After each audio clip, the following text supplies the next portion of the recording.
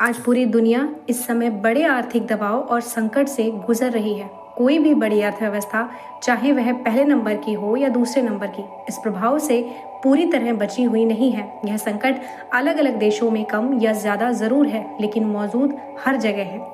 इन सब में सबसे बड़ा और गंभीर दबाव ऊर्जा क्षेत्र पर देखा जा रहा है।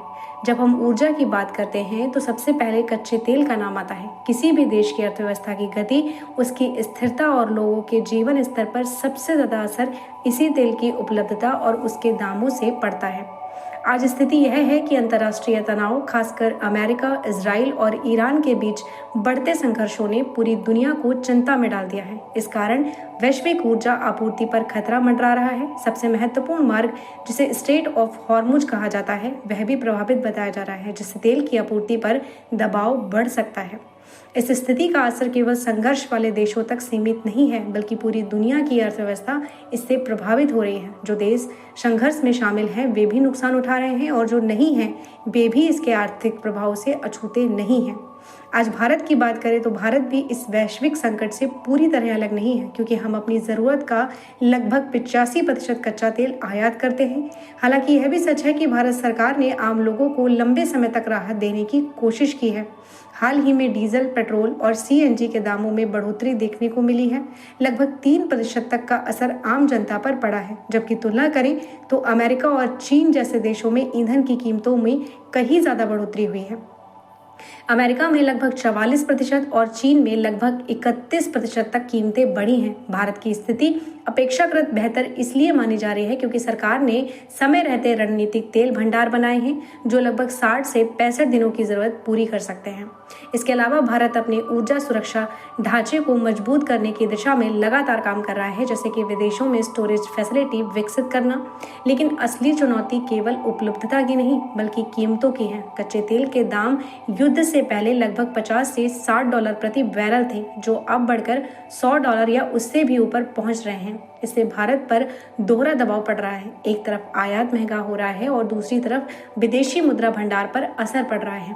चूंकि भुगतान डॉलर में होता है, इसलिए डॉलर की मांग बढ़ती है और रुपए पर दबाव आता है, जिससे मुद्रा का अवमूल्यन भी होता है। इन्हीं परिस्थितियों को देखते हुए सरकार ने जनता से अपील की है कि विदेशी मुद्रा की बचत की जाए। सबसे ज्यादा खर्च हम कच्चे तेल, सोने, खाने के तेल और उर्वरक जैसे आयतों पर करते हैं। सोने को लेकर विशेष रूप से यह सुझाव दिया गया है कि लोग कुछ समय तक इस खरीद को कम करें और विदेश यात्रा जैसी चीजों पर भी नियंत्रण रखें, ताकि विदेशी मुद्रा की बचत हो सके।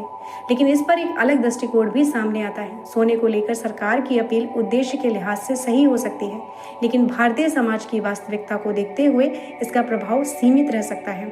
भारत में सोना केवल निवेश नहीं है, बल्कि यह सामाजिक और भावनात्मक सुरक्षा का प्रतीक है। गरीब से लेकर अमीर तक हर वर्ग में बचत की प्रवृत्ति गहरी है। कम आय वाले लोग भी छोटी छोटी बचत करके सोना खरीदते हैं, क्योंकि इसे आपातकाल में सबसे सुरक्षित संपत्ति माना जाता है।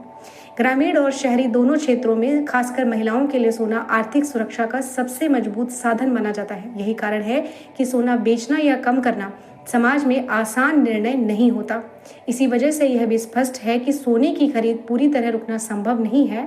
हाँ, व्यापारी और निवेश से जुड़े लोग जरूर अपनी रणनीति बदल सकते हैं, क्योंकि उनके लिए मुनाफा कम होने पर खरीद कम हो सकती है। इसी कारण सरकार ने सोने पर इंपोर्ट ड्यूटी बढ़ाकर बाजार को नियंत्रित करने का प्रयास किया है।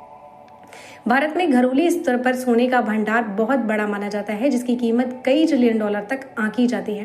कुछ विशेषज्ञ मानते हैं कि यदि यह सोना बाजार में आ जाए तो अर्थव्यवस्था को बड़ा फायदा हो सकता है। लेकिन यह भी सच है कि समाज केवल आंकड़ों से नहीं चलता, बल्कि भावनाओं से चलता है। सोना भारतीय समाज में विश्वास, परंपरा और सुरक्षा का प्रतीक है। संकट के समय लोग अक्सर दान भी करते हैं और उसमें सोना सबसे बड़ा योगदान माना जाता है। यह सवाल उठता है कि इसका समाधान क्या हो सकता है।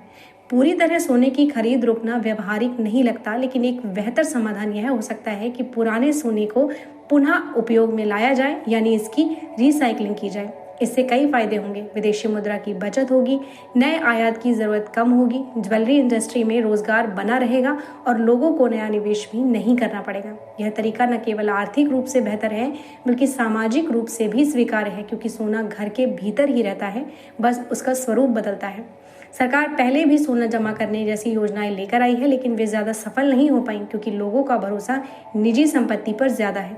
अंत में यह समझना ज़रूरी है कि भारत में सोने की खपत सिर्फ अमीर वर्ग तक सीमित नहीं है। छोटे छोटे शहरों और गाँव में भी लोग अपनी बचत का बड़ा हिस्सा सोने में लगाते हैं क्योंकि यह उन्हें भविष्य की सुरक्षा का भरोसा देता है। इसलिए नीति ऐसी होनी चाहिए जो लोगों की भावनाओं को समझते हुए आर्थिक संतुलन बनाए रखे। संक्षेप में कहा जाए तो सोने पर पूरी रोक समाधान नहीं, बल्कि पुराने सोने की रिसाइकलिंग और समझदारी से उपयोग ही बेहतर रास्ता हो सकता है।